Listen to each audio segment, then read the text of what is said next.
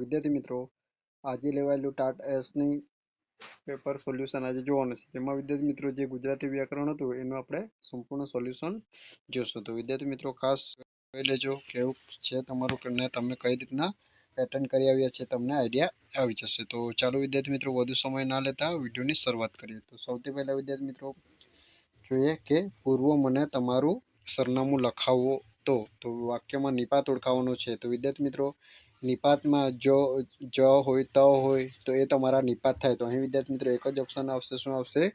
તો વિદ્યાર્થી મિત્રો આ તો બીજા નોર્મલ શબ્દો છે. આ તો સર્વનામ છે વિદ્યાર્થી મિત્રો, આ પણ સર્વનામ છે. તો આ તો ક્રિયાપદ છે. તો વિદ્યાર્થી મિત્રો આમાં સાચો જવાબ તમારો તો આવશે. ચલો વિદ્યાર્થી મિત્રો સમજાઈ ગયું.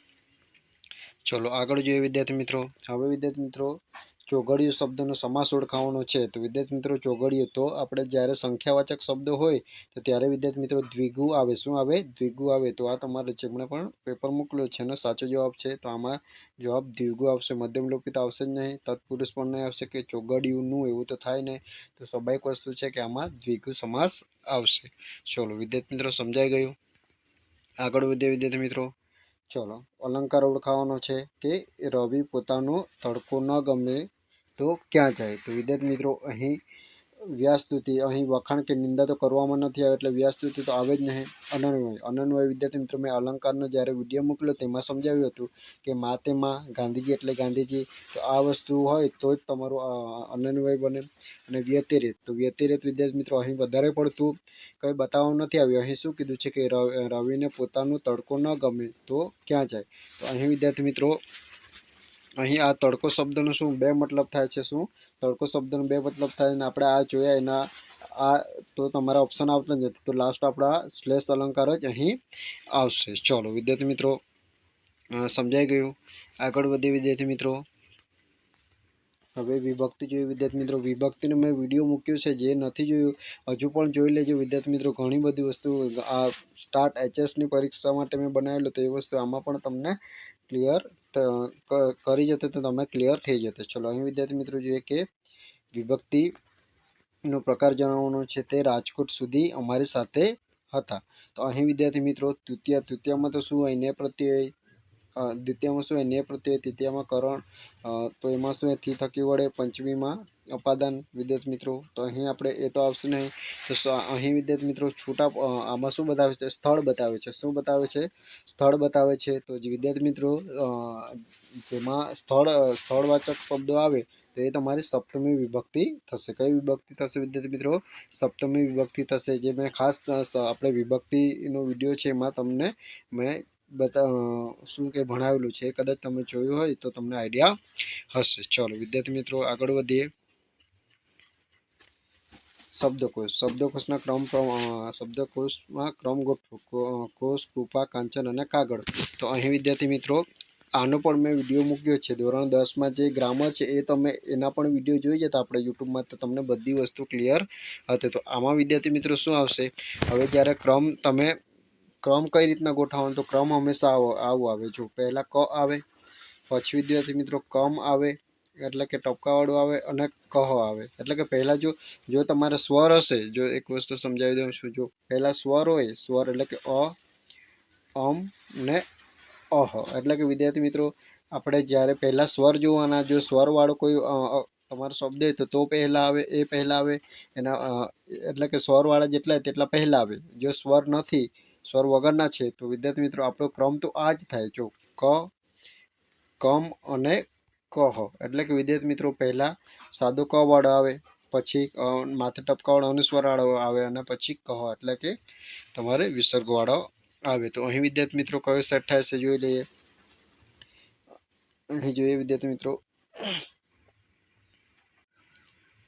ચલો વિદ્યાર્થી મિત્રો અહીં જોઈએ. પહેલાં કાગળ છે, કાંચન છે, બરાબર છે, કોષ છે, કોષ નહીં આવશે વિદ્યાર્થી મિત્રો. આ ક્રુ. તો આ જ્યારે ક્રુ હોય ને તો ક્રુમાં વિદ્યાર્થી મિત્રો રૂ બોલ્યા છે એ આ રૂ શામાં આવે છે? એ તમારું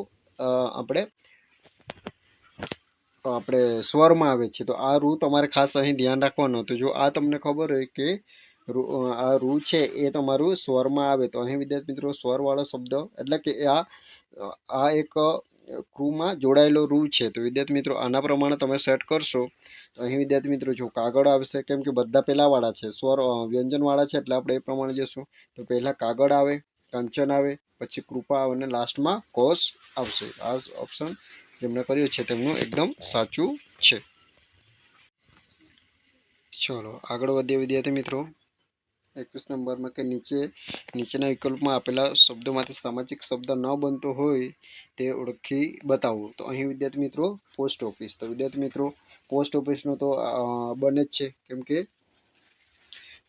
પોસ્ટ માટેની ઓફિસ આપણે એવું બનાવી શકીએ છીએ. પછી પોસ્ટકાર્ડ છે, રાત દિવસ તો એ તમારો આપણે રાત દિવસ તો એ આપણો દ્વંદ્વ સમાસ થશે. અહીં વિદ્યાર્થી મિત્રો અનુપમ. તો અહીં વિદ્યાર્થી મિત્રો અનુપમ તમારો શબ્દ સેટ થશે, કેમ કે આ સામાસિક શબ્દો નથી, આ એક નામ છે. તો વિદ્યાર્થી મિત્રો અહીં પોસ્ટ માટેનો કાર્ડ. તો વિદ્યાર્થી મિત્રો અહીં આ વસ્તુ તમારા બધા સામાસિક શબ્દો છે, આ એક તમારો સામાસિક શબ્દો નથી. ચલો તો આમાં ડી જવાબ આવશે. ચલો આગળ વધીએ વિદ્યાર્થી મિત્રો. 22 બે ફાટા પિત્રા રિયા, બે ફાટ પિત્રા રિયા. અહીં મિત્રા શબ્દનો સાચો અર્થ જણાવવાનો છે. તો અહીં મિત્રા એટલે શું થશે વિદ્યાર્થી મિત્રો? કાકડી, કારેલા, કંકોડા કે ચીબડા. તો અહીં વિદ્યાર્થી મિત્રો સાચો જવાબ આવશે ચીબડા. શું આવશે? મિત્રાનો મતલબ થાય ચીબડા. તો જેમણે બી કર્યો છે એમનો સાચો છે. ચલો વિદ્યાર્થી મિત્રો આગળ જોઈએ. 23 નંબરમાં કે કાર ખોટકાઈ પડે તો એનો માલિક થોડો શરમાય. શું? કાર ખોટકાઈ પડે તો એનો માલિક થોડો શરમાય. વાક્યમાં થોડો શબ્દની નીચે શું દર્શાવેલું છે? તો વિદ્યાર્થી મિત્રો જો વિશેષણ મેં ઘણી વખત પેપર સોલ્યુશન એવું કરાવ્યું છે, તો તેમાં બતાવ્યું છે કે થોડો એ શું દર્શાવે? માપ દર્શાવે, પ્રમાણ દર્શાવે. થોડું ઓછું એ બધી વસ્તુ પ્રમાણ દર્શાવે. તો અહીં વિદ્યાર્થી મિત્રો માત્રા ન કહેવાય, તો આ પ્રમાણ સૂચક અને ક્રિયા વિશેષણ કહેવાય. શું વિદ્યાર્થી મિત્રો? પ્રમાણ સૂચક અને ક્રિયા વિશેષણ કહેવાય. અહીં બંને ઓપ્શન સેમ જ આપ્યા છે, પ્રમાણ સૂચક અને પ્રમાણ સૂચક ક્રિયા વિશેષણ. તો વિદ્યાર્થી મિત્રો બંને એ અને ડી બંને તમારો કોઈ પણ એક કરી હશે તો એ થશે, કેમ કે સમયવાચક તો સમય તો બતાવતો જ નથી વિદ્યાર્થી મિત્રો. થોડા શબ્દો સમય ના બતાવે. પછી વિદ્યાર્થી મિત્રો માત્રા પણ ના સૂચવે. તો વિદ્યાર્થી મિત્રો આમાં તમારું પ્રમાણ સૂચક અને ક્રિયા વિશેષણ જવાબ આવશે. ચલો આગળ વધીએ વિદ્યાર્થી મિત્રો. 24 નંબર જોઈએ કે રોગના મૂળમાં સમજણ સાથેના છૂટાછેડા રહેલા છે. રોગના મૂળમાં સમજણ સાથેના છૂટાછેડા રહેલા છે. વાક્યનું ભાવાર્થ દર્શાવતું વાક્ય નીચેનામાંથી શું છે વિદ્યાર્થી મિત્રો?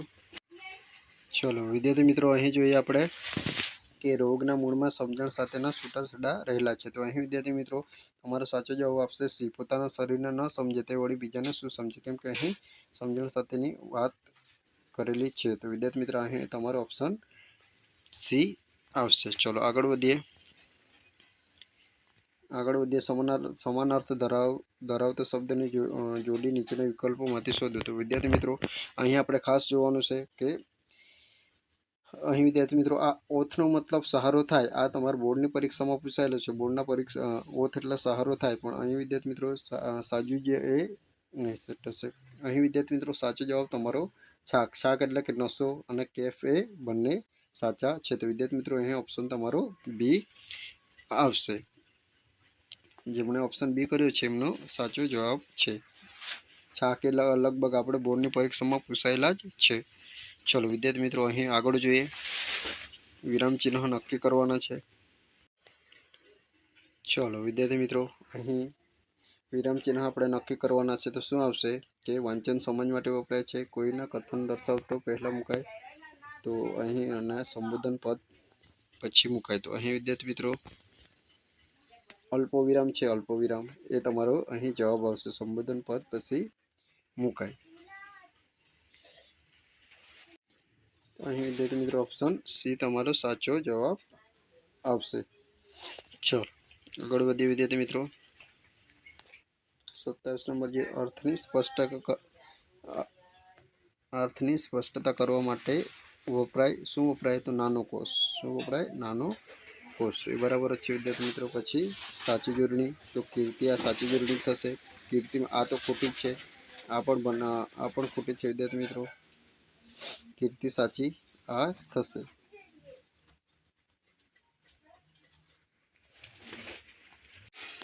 તો ઓપ્શન એ તમારો અહીં સાચો આવશે। કીર્તિની આ જોડણી બરાબર જ છે। ચલો આગળ વધીએ વિદ્યાર્થી મિત્રો। ખાસ તમારે આ બધી વસ્તુ તમે કન્ટેન્ટ કર્યું હશે તો આ બધી વસ્તુ તમને આવડતી હશે કે કવિના લેખક અને તખલ્લુસની જોડે।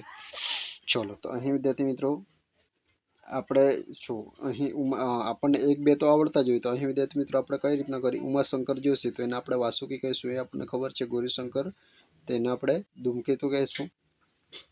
ચલો આ બે વસ્તુ આપણને ખબર છે, તો વિદ્યાર્થી મિત્રો એકમાં સી આવે એ આપણને ખબર છે, તો આપણે એના જ પરથી આપણે લોજિક કરશું। એકમાં સી, તો એકમાં સી ક્યાં છે વિદ્યાર્થી મિત્રો? એકમાં છે 3 ઓપ્શનમાં છે, એક આમાં છે, આમાં છે ને આમાં છે। તો વિદ્યાર્થી મિત્રો આગળ વધીએ।